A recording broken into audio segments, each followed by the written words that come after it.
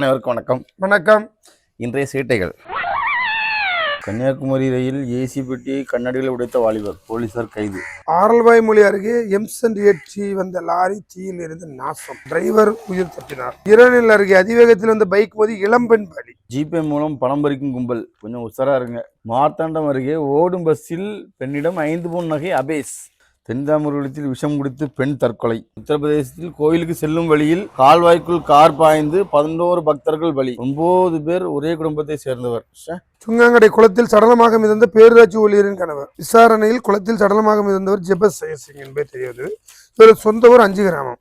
கேரள கண்ணூரில் 2 ரூபாய்க்கு சிகிச்சை அளித்த டாக்டர் மரணம். பரவாயில்ல, 2 ரூபாய்க்கு விடான ஒரு மருத்துவமனை இருந்திருக்காருல்ல, அவருக்கு ஒரு பாராட்டு தெரிவிக்கணுங்களா. ஆறுகாணி அருகே மலைப்பகுதியில் அழுகிய நிலையில் தொழிலாளி சடலமாக மீட்பு. உணவுக்காக காத்திருந்த பொதுமக்கள் மீது துப்பாக்கிச் சூடு, 23 பேர் பலி. காசால் நடந்திருக்கு. பஸ் ஜன்னல் வழியாக குதித்து பெண் தற்கொலை. இந்த ஊர்ல திண்டிவனம் பக்கத்துல தற்கொலை ஒரு இடமே கிடைக்கலையா. கல்லணை கால்வாயில் அடித்து செல்லப்பட்ட மாமன் மருமகன் தண்ணீரில் மூழ்கி பலி. திருப்பத்தூரில் விடுதியில் தங்கி படித்த +1 மாணவன் பள்ளி கிணற்றில் சடலமாக மீட்பு. முன்னுரிமத்தால் வீடு புகுந்து நகை பணத்தை திருண்டிய 4 பேர் மீது வழக்கு. அது முன்னுரிமத்துல. ஆமா, நல்லா இருக்க.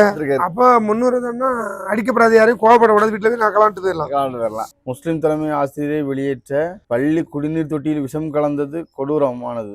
முதல் மந்திரி சித்தாராமையா கண்டனம். இங்க பாத்தீங்களா, யாரோ ஒரு தலைமை ஆசிரியர் வெளியேற்றதுக்காண்டி பள்ளி கல்லூரி தொட்டிலே விஷயம் கலந்துருக்கான். மனசாட்சி கெட்ட போய் அதில் எத்தனை பிள்ளைகள் ஒரு குடிச்சதா ஆச்சுன்னா. காதல் கணவர் மீது புகார், கள்ளக்காதலுடன் சேர்ந்து கொடுமைப்படுத்துகிறார். இந்த காதல் கணவர் போட்டதுக்கு காரணம் என்ன? இவங்களுக்கு லவ் மேரேஜ். கூடுதல் லக்கேஜுக்கு கட்டணம் கேட்டதால் விமான நிறுவன ஊழியர்கள் மீது கொலைவரி தாக்குதல். ராணுவ அதிகாரி மீது வழக்கு பதிவு. ஆரல்வாய்மொழியில் சாலையோரம் பிணமாக கிடந்த தொழிலாளி, பணியிட மாற்றும் உத்தரவை ரத்து செய்ய கோரி அரசு பஸ் டிரைவர் கண்டக்டர் மின்கோபுரத்தில் ஏறி தற்கொலை முயற்சி. டீ குடிச்சனால எதுக்கு சஸ்பெண்ட் பண்ணுவோம்? சாலையோர கடையில் டீ. ஆமா, அப்படிதான் போட்டிருக்கு. அவன் டீ குடிச்சப்ப என்ன தப்பு இல்லை, இதுக்கெல்லாம் கண்டனம் தெரிவிக்கணும். அவன் அதிகாரி அங்க உள்ள இருந்துகிட்டு வெளியே வர மாட்டான். அவன் வண்டி ஓட்டி பார்த்தா தான் தெரியும், டிக்கெட் கிழிச்சு கொடுத்தா தான் தெரியும். கண்டிப்பா ஒரு தூக்கம் வருது அப்படின்னா சரி, டீ குடிக்கதான் செய்வாங்க. ஆமா, அதுக்குன்னு இவருக்கால ரோட்ல விட முடியும். இது என்னது, அதுக்கு உடனே சஸ்பெண்ட். டீ குடிச்சது தப்பா? இந்த ஒரு ரொம்ப சோகமான ஒரு விஷயம். குமரி மாவட்டத்தில் 4 ஆண்டுகளில் பாலியல் குற்றங்களால் 125 குழந்தைகள் பாதிப்பு. பெண்ணுக்கு கொலை மிரட்டல், இளைஞர் கைது. படசரி தானே? ஆமா. சென்னையிலிருந்து கன்னியாகுமரி வந்து ரயிலில் தவறவிட்ட பேக் பெண்ணிடம் ஒப்படைப்பு.